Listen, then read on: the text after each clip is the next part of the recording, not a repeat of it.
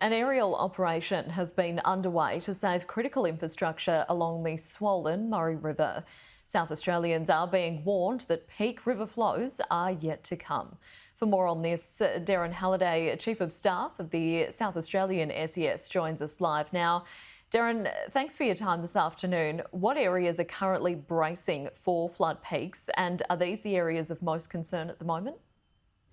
Certainly. We've had significant flows come down the Murray River over the last several months. What we're noticing at the moment that the peak flows are coming down through the Blanchetown to Swan Reach area, and then over the next 3 days we'll move down towards Mannum, in through Murray Bridge, and then into the lower lake system of Lake Alexandrina before they move out to sea. We're noticing significant work that's coming with both shacks and owner-occupied properties that are being impacted, and we are monitoring situations with levies both up and down the river for extra workload and making sure that everything is holding up as we're anticipating that they will. And just how many properties roughly have been impacted so far, and how many will be at risk in the coming days? Okay. If we look at what's been impacted by the floodwaters extent at this stage, broadly it is in excess of 3,400 properties that have had impact of some nature through to this flooding.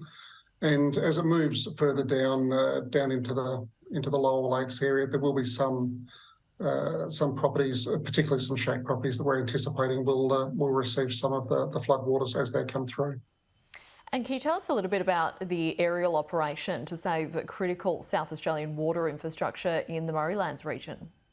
Certainly. Opposite Mannum in the Murraylands, there's a small hamlet of Kawira, and through that area there's a water pumping station that ended up in the middle of a floodplain, and this was anticipated to an extent with a significant levee that was built up around this particular significant pump.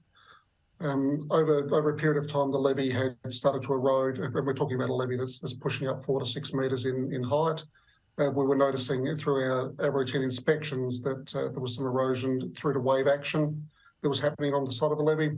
And we conducted as you mentioned, a mission utilising a helicopter to drop in bulker bags, which had around the 750 kilos to a tonne of sand in these bags, placed gently one next to each other along the side of this levee bank, just to provide a bit of protection, along with some geofabric from the wave action, from the wind side and stream side of the levee. And we've found at this stage that certainly proved to be sufficient to get the protection maintained over this period of time and to maintain water supply to that community that it does supply.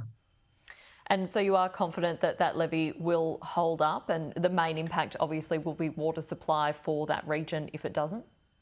Indeed, the main concern is water supply to the township of Kawira, and we have a good level of confidence now that with this extra strengthening of the levee by the aerial use of bulker bags to provide yet another level of protection to what was already a very significant levee piece of infrastructure that we will continue to monitor, but have a lot higher level of a feeling in regard to how this will go now. Before it was really quite risky as this levee was being eroded, and we are significantly more pleased with how it's performing now. And Derren, just finally, 2 cutting-edge emergency vehicles will join South Australia's frontline flood response from Monday. How helpful will these be? They'll be fantastic. These are the high clearance vehicles from New South Wales, which are again a high clearance vehicle. They'll wade through in excess of a metre of water, and will also have crew carrying capacity as well as the ability to put things on the back for us. They've been used extensively through flooding in New South Wales. We've seen them in action over there as we've been deployed into New South Wales earlier in the year.